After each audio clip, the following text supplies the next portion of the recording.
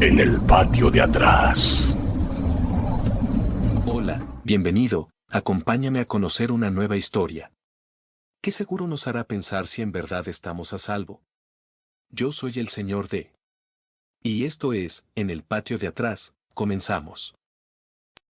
Las voces de los alumnos, risas y gritos, ya se habían desvanecido hacía horas. En el archivo, solo quedaba el crujido de los estantes viejos bajo mi peso, el zumbido constante de los fluorescentes y ese olor inconfundible a papel, polvo y tiempo encapsulado. Me llamo Ana. Y trabajo acomodando expedientes después de clases, buscando el silencio y unos pesos extra. Los pasillos de la escuela, normalmente llenos de vida, ahora eran túneles oscuros, iluminados solo por la pálida luz que se filtraba de mi pequeña oficina improvisada. Entre las montañas de cajas polvorientas, encontré una etiqueta que decía, exalumnos, promoción 1920. La abrí con curiosidad. Dentro, decenas de fotografías en blanco y negro, recuerdos descoloridos de rostros jóvenes.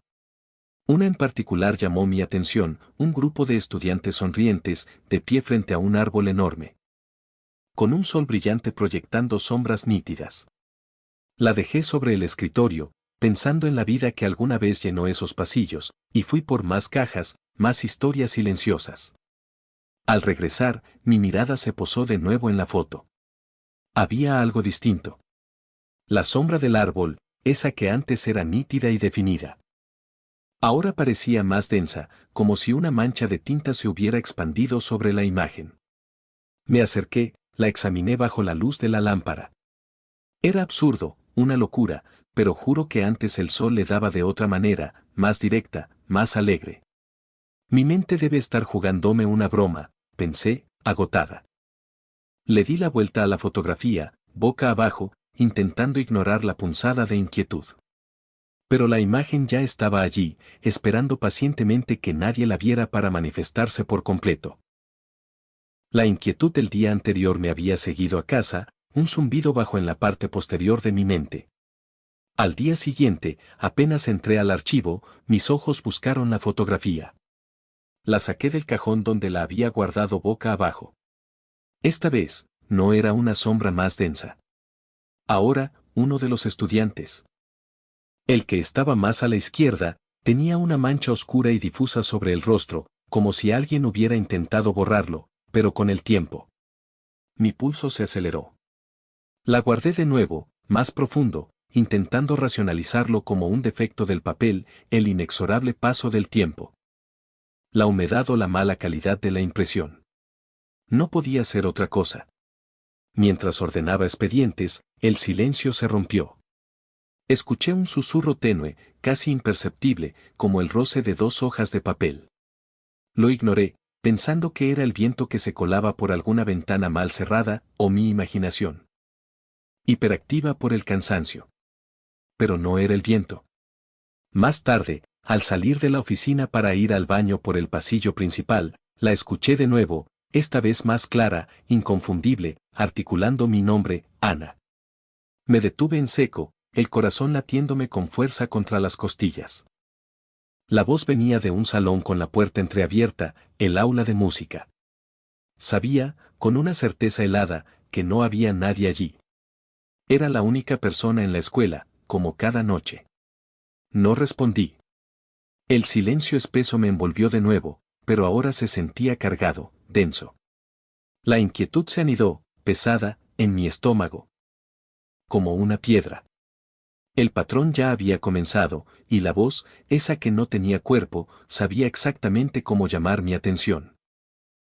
El miedo, esa noche, se había convertido en un compañero persistente. La fotografía, la que había guardado con tanto recelo, había desaparecido del cajón. La busqué frenéticamente, revisando cada pila de papeles, cada rincón oscuro. Ahora, la escuela entera se sentía diferente. Como si sus muros hubieran absorbido la extraña energía de lo que estaba ocurriendo, y me miraran. Cada sombra parecía bailar, cada crujido un eco. Al remover una pila de expedientes que nunca antes había tocado, encontré un viejo recibo de imprenta, amarillento y quebradizo. Fechado un 17 de mayo del año 1903. Con 1 hora, 25 horas y 30 minutos. Imposible. ¿25 horas y media? Era un error obvio, una antigüedad sin sentido, pero la fecha era clara. Mientras lo miraba, intentando dar lógica a lo ilógico, una risa seca, apenas audible, surgió del fondo del archivo, como papel rasgándose. Luego, mi nombre, claro y dulce, Ana. Esta vez, la voz venía directamente de un pasillo completamente oscuro. Sabía, con cada fibra de mi ser, que no había nadie ahí. Pero el miedo me paralizó, me ancló al suelo. Y un impulso incomprensible, primario, me obligó a soltar un hola, tembloroso. Silencio. Un silencio tan denso que casi me ahoga. Un vacío que parecía absorber el aire. Luego, un rasguño metálico y arrastrado, que pareció venir de todas partes, reverberando en las paredes. El aire se volvió helado, cortante. La lámpara del escritorio parpadeó 2 veces, justo antes de apagarse por completo, dejándome en una oscuridad total. Había respondido. Había roto la regla que no sabía que existía. El silencio de la escuela nocturna ahora era un eco constante. Desde que respondí aquella vez, mi propia voz se había convertido en un susurro distorsionado que me llamaba desde los rincones más oscuros de la biblioteca. Era como si cada resonancia de mi nombre fuera una burla, una trampa sonora que me envolvía. Los objetos cobraban vida propia. Encontré la fotografía, esa que siempre cambiaba, clavada con un viejo ticket de cafetería en una estantería recóndita. El rostro manchado, antes neutro, ahora sonreía de forma macabra, los ojos fijos en el punto donde yo había estado momentos antes. El ticket, arrugado y amarillento. Mostraba una hora imposible, las 3:47 de la mañana de un día feriado. ¿Quién pudo dejarlo allí? De repente, un antiguo audífono de estudiante, olvidado hace años sobre un escritorio polvoriento, se encendió solo. De él brotó una grabación. Era mi propia risa, hueca, como si alguien la hubiera vaciado de toda alegría.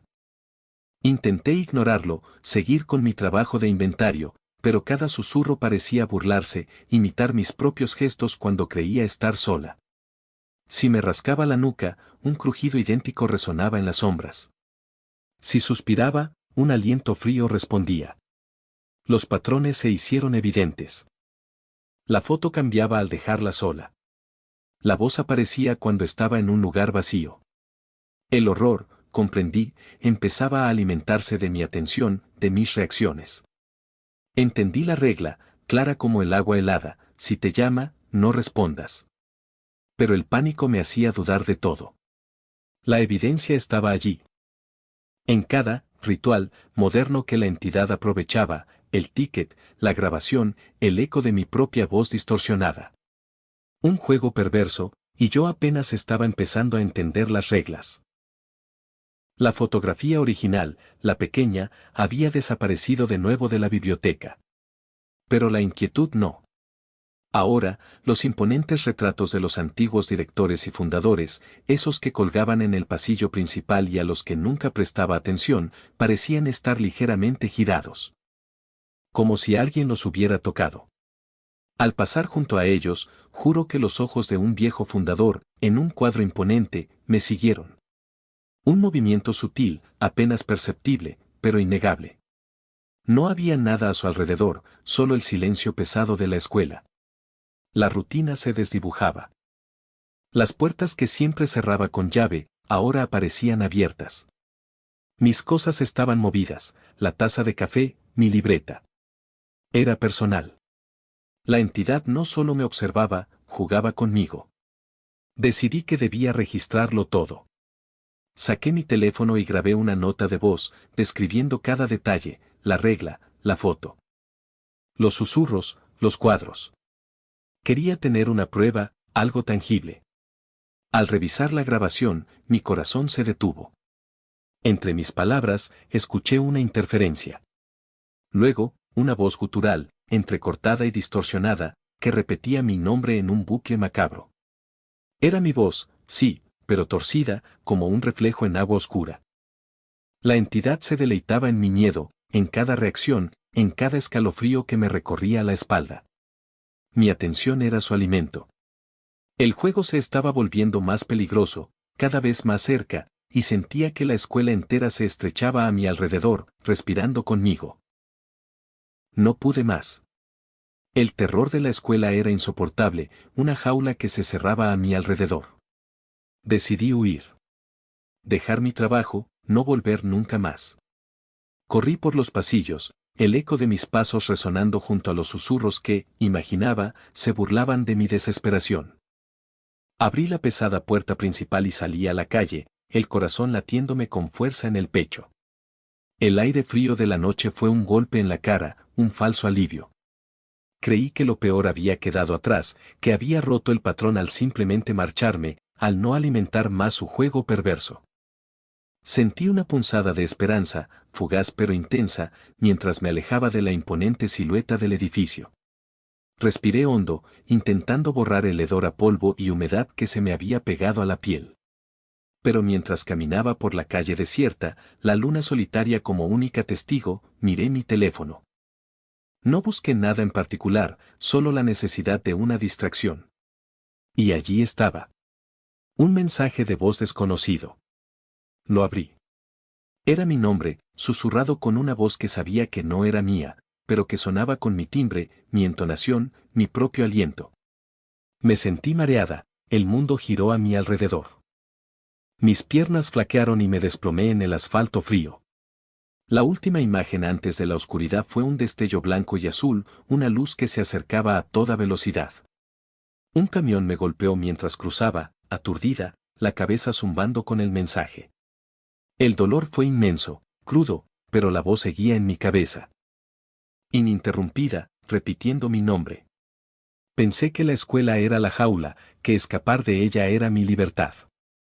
Pero el encierro, lo entendí en ese instante de agonía, era mucho, mucho más grande. Desperté en un hospital. Creí que había terminado, que el peligro se había ido. Me equivoqué. Solo cambió de nombre. Abrí los ojos con un zumbido agudo en los oídos, la luz fría de las lámparas de emergencia bañando la habitación. Aparatos desconocidos pitaban a mi alrededor, una vía intravenosa conectada a mi brazo. Había sobrevivido al accidente que me sacó de la escuela. Un médico, con voz suave, se inclinó para decirme que tuve suerte, que estaría bien. Cada palabra suya era un bálsamo, un alivio que me inundó por completo. Pensé que, finalmente, todo había acabado.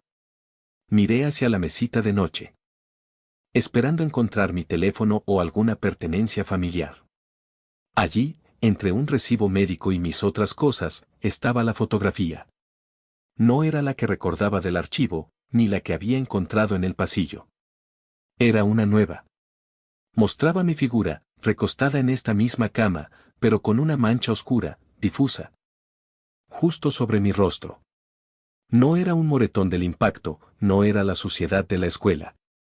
Era la misma sombra densa que había visto en los estudiantes, la misma que había manchado el retrato del fundador. Una presencia. Un rasguño metálico, casi imperceptible, provino del pasillo silencioso. Y luego, un susurro tenue. Arrastrado, que parecía llamarme desde muy cerca. Ana. No era la voz de Ramos, ni la de ningún otro estudiante. Era más íntima, resonaba en mi cabeza con una familiaridad inquietante.